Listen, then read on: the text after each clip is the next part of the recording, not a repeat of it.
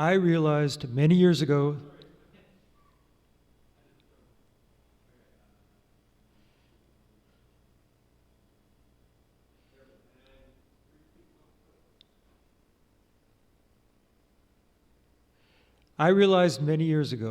that often the people who are most strident about proclaiming themselves to be Christian are also the people who are least willing and able to live according to the teachings of Jesus. Consider the rise of what has been called white Christian nationalism in North America. It should take any sane person about 2 seconds to realize that white Christian nationalism is possibly the worst oxymoron in the history of the English language, but there you go. Or consider Patriarch Kirill. He is the head of the Russian Orthodox Church, and he has become Putin's ideological wingman. He supports the brutal invasion of Ukraine. Jesus said, "Let the little children come to me." Patriarch Kirill says, "Let the little Ukrainian children die in the rubble." Can we be surprised that there are more and more people, especially young people, who want nothing to do with Christianity? Is there a Christian leader out there whom we don't have to be ashamed of? Is there a Christian leader out there who is a force for good in the world? This is Dr. Catherine Heyjo. She was born in Toronto, and she got her Bachelor of Science degree at the University of Toronto. She moved on to the University of Illinois, where she earned her master's and her doctorate in atmospheric science. Now, she lives in Lubbock, Texas, where she is on the faculty of Texas Tech University. Catherine Heyjo is one of the world's most effective voices calling for action to confront the climate crisis. She is also, wait for it, an evangelical Christian. To me, she is a Christian leader who inspires. My purpose in the next few minutes is to provide an introduction to her book, Saving Us, which was published in 2021. This is my copy. I read it last spring, and I reread it over the last couple of weeks in order to prepare this sermon. It's now out in paperback and also as an audiobook. Of course, I know people are busy. If a whole book is not your thing, you could listen to her TED Talk. It's 17 minutes long. In this fractured, angry world, being a prophet in the fight against climate change is not always an easy path. Here is how chapter 1 of Saving Us starts. I'm getting used to being hated, not for anything I've done. It's because of what I represent. Communist, libtard, lunatic, Jezebel, liar, and whore, high priestess of the climate cult and handmaiden of the Antichrist, I have been called it all. She sees a clear parallel between the fight against coronavirus and the fight against climate change. The same techniques used to politicize coronavirus, promoting pseudoscience and fake experts, slandering the actual experts, valuing the economy over human life, even hiding or denying data to make the issue seem less urgent and less harmful than it is, have been applied to climate change for decades. Horrified, I've seen human biases drive people to reject simple facts. Climate is changing, humans are responsible, impacts are serious, and the time to act is now. Religion, politics, and money have long been potentially combustible topics. Today, though, climate change tops that list. It's the most politicized and divisive issue in the U.S. At this point, overcoming the polarization seems nearly hopeless, and solving climate change even more so. Is there any remedy to our deep-rooted and growing divide? I'm a scientist who studies climate change, but increasingly I spend more and more of my time explaining why it matters to Christians at church groups, kids at science museums, business people at conferences, community members at neighborhood meetings. Why? Because after thousands of conversations, I'm convinced that the single most important thing that anyone can do to bring people together is, ironically, the very thing we fear most: talk about it. And in fact, that is the subject of this book: talking about climate change and how to talk about climate change. Yes, she does write about the science. She feels compelled to deal with the objections and excuses that people still throw up.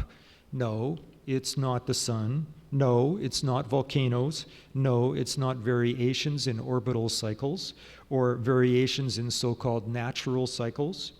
Human activity is the cause of global warming, or global weirding, as she calls it, and she explains how and why scientists know that in clear, uncomplicated prose that a layperson like me can understand. But since so much of this book is about human interaction, a lot of the science she draws on and writes about is not natural science, the so-called hard sciences, but rather the soft sciences like sociology, psychology, and linguistics. In fact, Catherine Heyjo is no longer in the science faculty at her university. She now teaches in the political science department. Before going any further, I need to make sure that I am not giving you the impression that this is a dry academic book. It is often anecdotal. It contains stories about her own experience and those of others talking about climate and why we must act. Here's a story from chapter 2.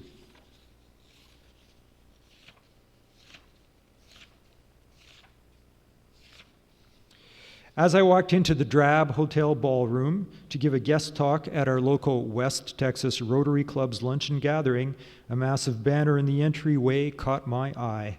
At the top it said, "The Four-Way Test," followed by the club's guiding principles. To assess the value of the things we think, say, or do, Rotarians ask. 1, is it the truth? 2, is it fair to all concerned? 3, will it build goodwill and better friendships? And 4, will it be beneficial to all concerned? That's climate change and climate action, I thought, amazed. Is climate change the truth? Absolutely. Is it fair? Absolutely not. In fact, that's exactly why I care about it, because it's so profoundly unfair. Would addressing it build goodwill and be beneficial to all concerned? For sure. Inspired, I skipped the buffet lunch and spent the next 20 minutes furiously reorganizing my presentation into the Rotary Club's four-way test. After lunch, I began. At first, there were a lot of folded arms, but as I worked my way through the four-way test, people leaned forward. Heads started to nod. They recognized their values on the screen. First, climate change is the truth. Scientists have counted over 26,500 independent lines of evidence, including fruit trees blooming earlier, butterflies moving north, glaciers melting, showing that yes, the planet is warming. It is the truth. Second, climate change is not fair. What about the poor who benefit from the projects the Rotary Club funds? They've done virtually nothing to contribute to climate change, yet are suffering the worst of its impacts. What about climate solutions? Rather than being punitive and harmful, many build goodwill and better friendships, and yes, are beneficial as well. Fort Hood, the largest Army base in the U.S. by land area, was located right there in Texas. In 2015, they began to transition from fossil fuels to renewable power. Fort Hood now draws 45% of its power from solar and wind, saving taxpayers millions. By the end of my talk, most heads were nodding along, and most faces were friendly. Many came up afterward to comment positively or to ask further questions. Last in line was a local businessman whom I had met a few times. I never thought too much about this whole global warming thing, he confessed, which is a polite Texan way of saying he thought it was a load of crap, but it passed the four-way test. That story encapsulates her strategy. Rather than confronting and shaming people, we need to find common ground, a common bond, if we are going to persuade. As I've already mentioned, Catherine Heyjo is an evangelical Christian. She mentions the Bible and quotes from it frequently throughout the book. So one of the major frustrations and ironies of her life is that Christians are among the most stubborn and most intransigent climate change deniers. Consider this story. I received an invitation to speak at a religious university so conservative, and not just theologically, but politically and culturally too, that I was shocked they'd even let me in the door. The invitation came from a fellow scientist and colleague named Evan, whom I'd met at various conferences over the years. A week before the talk, Evan emailed me. "I just wanted to let you know what some are saying about your visit," he said, attaching several emails he'd received from other faculty and administrators. As I scrolled down, my eye snagged on a quote from one professor. "This is the work of Satan, the father of lies. Presenting solutions to climate change is morally equivalent to abortion." An administrator joined in, telling Evan he had to stop advertising my talk. It was making too many people angry. I needed to reconsider what to say. The stakes were high. I didn't just have to talk about why climate change matters to us as Christians. I also had to show there were solutions that helped rather than harmed people, and that had nothing to do with abortion and were compatible with our values. So, what did she say? She talked about her experience as a missionary kid in Colombia, where coal mining had a devastating effect on the health of the poor people her missionary parents were trying to serve. She talked about the lack of fairness that the climate crisis has inflicted on the poor. One Stanford study estimates climate change has already increased the economic gap between the world's richest and poorest countries by as much as 25%. It has also negated over 50 years of advances in poverty and hunger reduction and could push 120 million into poverty by 2030.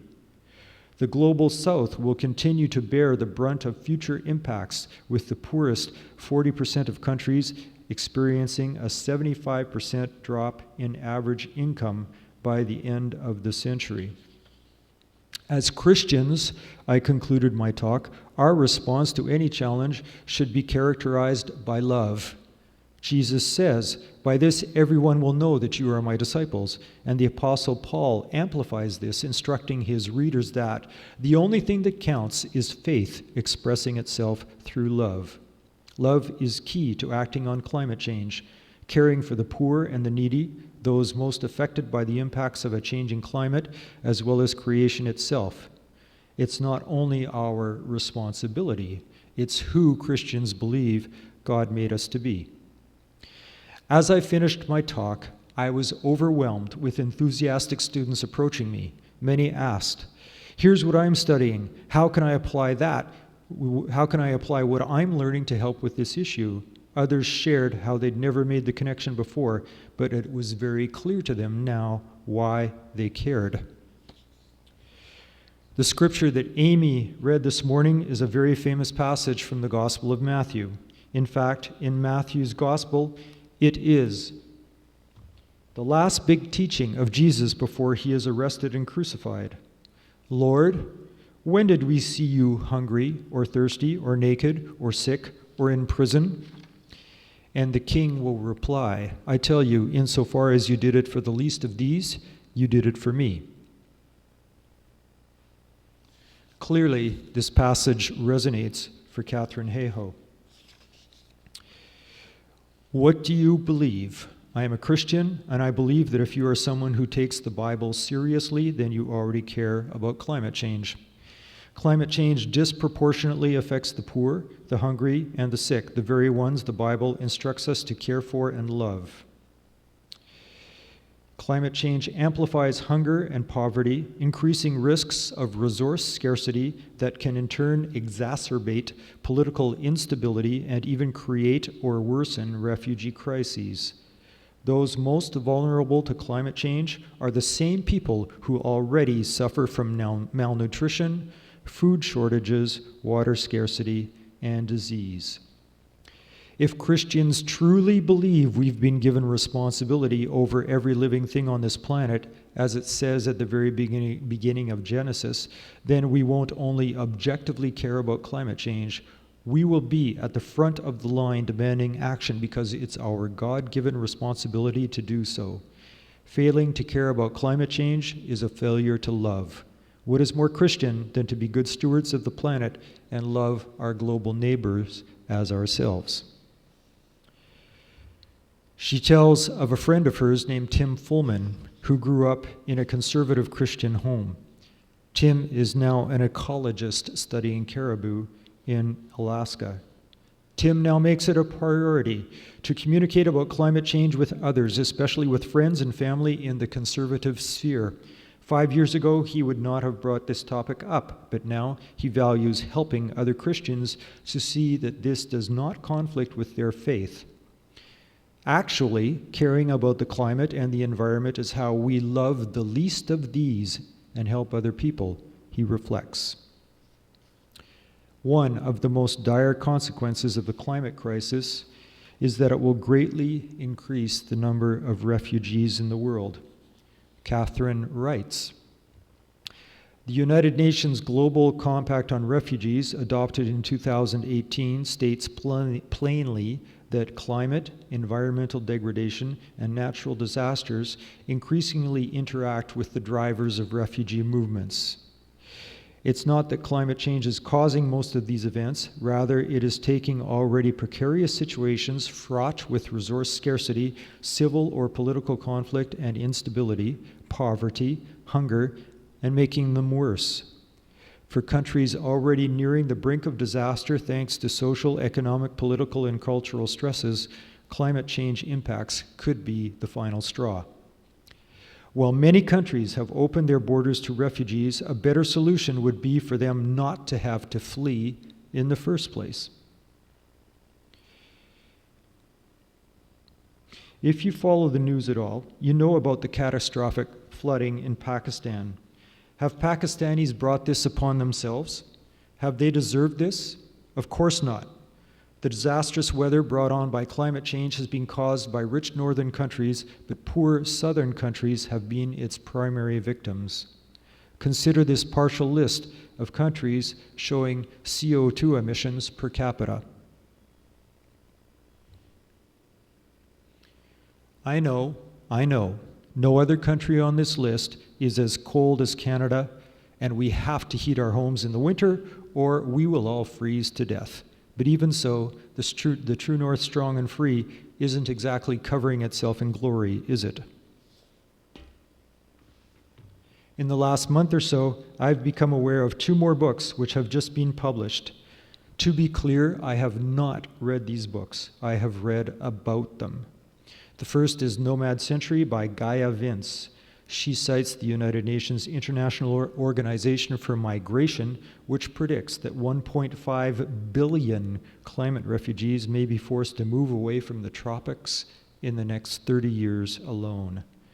The second is The Edge of the Plain by James Crawford.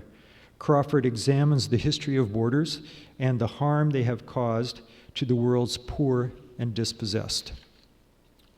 I am not so naive as to suppose borders will cease to be anytime soon, but surely Christians who try to follow Jesus and his teachings will urge our governments to be compassionate towards all the climate refugees who will be displaced and dispossessed in the coming decades. Surely it is our job to advocate for the least of these. One of the greatest hymns in our tradition is, "In Christ there is no east or west. In him, no north or south, but one great family of love throughout the whole wide earth." Please stand if you are able and join with us in singing that hymn.